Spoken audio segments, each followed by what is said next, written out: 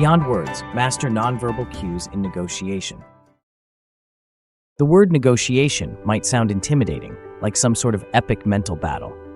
But in reality, we engage in negotiations daily, like negotiating salaries, work benefits, contracts with clients, or even deciding with family where to buy a house, its style, budget, etc. Every day, from the moment we leave our house, we're negotiating. The thing is, we often don't realize it's actually a negotiation skill in play. Especially in the workplace, negotiation is as common as having meals. Avoiding it or lacking negotiation skills can lead to struggles in one's career and impede success. It touches on everything from internal company matters to external business dealings. It directly relates to your rights and responsibilities, your team, department, organization, and more importantly, it showcases your ability to solve problems effectively. I often receive messages where people complain or confide about colleagues, partners, or bosses not recognizing or being fair, not giving them what they want or need. But have you ever asked yourself why they should give you what you want? They are strangers. Why should they care about your life and rights? Haven't they got enough troubles of their own? To get what you want from others, you need to offer something in return, right? There's no such thing as a free lunch. In negotiations, it's all about fairness, where both parties achieve their goals and desires. Do you know what they want? And do you have what they desire? Let me share with you a simple way I think about negotiations. It's not theoretical or complex. Try what fits you to help improve your negotiation skills. 1. The goal of a negotiation. Before diving into any negotiation, thorough preparation is essential. You need to think through every aspect and corner of the issue at hand. After all, how can you chop down a tree without a sharpened axe? First and foremost, you must know what you want from the negotiation. If you're unsure of your own desires, how can you firmly stand your ground during the negotiation? So, have you figured out what you want? Once you know what you want, start thinking about what the other party wants. If you only focus on your needs, who would want to negotiate with you? It has to be a win-win situation for both parties to successfully collaborate. Do you know what they want? If not, it's time to research, investigate, and use your detective skills to find out. Sometimes, it might be as simple as directly asking them. Now that you know what both parties want, is the transaction fair when exchanging these desires? If it's fair, things can be easily arranged. But if it's not, and one side feels overburdened or oppressed, the negotiation may fail. So, what is fair? What are you willing to offer, and what do they have? How can a transaction be structured to ensure fairness for both sides? If the negotiation balance is off, meaning one party needs the other more, are you prepared to give a little more, or are they willing to be more generous? If there's reluctance and the deal still goes through, will that affect the future relationship? Do you want to maintain that relationship? These are just some of the questions you need to ask yourself in preparation for negotiation. The more time you spend preparing and considering all possible scenarios, the more likely your negotiation will succeed. Don't think it's only big, national matters that require careful preparation.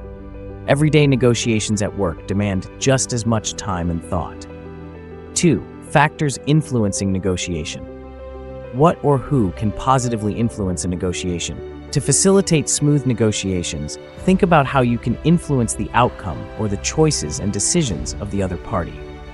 Having mutual friends, partners, or relationships often helps break the ice and encourages openness, acceptance, and a more relaxed atmosphere. If you can leverage such relationships to ease negotiations, especially in important deals, do it well. What's your arsenal for negotiation? If both sides are firm and unwilling to budge, what else can you bring to the table to change the game? Always enter negotiations with a metaphorical magic bag like Doraemon's, containing a few powerful tools that can shift the balance when needed. Of course, use them wisely and not frivolously. What's in your magic bag? Only you know your tools and what additional conditions you might accept in a negotiation. The environment for negotiation is crucial. Choose a setting that matches the nature and importance of the negotiation, be it at the office, a coffee shop, a hotel, a meeting room, or somewhere special. There's no one-size-fits-all for locations. When you understand your negotiation partner and what environment will facilitate a favorable atmosphere for them, that's where you should conduct your negotiation. It requires thoughtful consideration of your partner, the energy between both parties, and how environmental factors can influence their mood and mindset during the negotiation. Understanding these aspects will guide you in choosing the right location. 3. Skills needed for negotiation. Negotiation requires the application of various skills to be successful. To excel in negotiations, you first need an open mind, the ability to listen without judgment, and to receive information objectively. If you're already agitated, judgmental, and displaying a negative attitude before even beginning the negotiation, there's no foundation for a constructive discussion. If you're not listening, how can you understand what the other party wants? Without knowing their desires, how can you find common ground in the negotiation? Therefore, active, non-judgmental listening and objective information gathering are crucial as raw data for your negotiation process. Another vital skill is the ability to observe and read the other party. Verbal communication ultimately only makes up about 25% of the content the other party wants to convey. What they say might not be what they mean, they might not believe what they say, or they might speak just to exert pressure. The remaining 75% of communication, nonverbal cues, body language, facial expressions, tone of voice, etc., are even more critical, often revealing the true emotions and intentions. Without understanding nonverbal communication, it's challenging to negotiate effectively, as you might not fully grasp the other party's intentions. After honing observation and interpretation skills, the next crucial skill is communication. Knowing what to say, when, why, and how, to avoid or resolve conflicts that may arise during negotiations. A skilled negotiator is subtle, tactful, and quick to adapt, managing emotions and situations with high emotional intelligence, EI. They masterfully apply all these skills flexibly, adapting and changing tactics as needed, developing their unique negotiation style and approach. This shows that to develop negotiation skills, one must learn a myriad of other abilities to support it.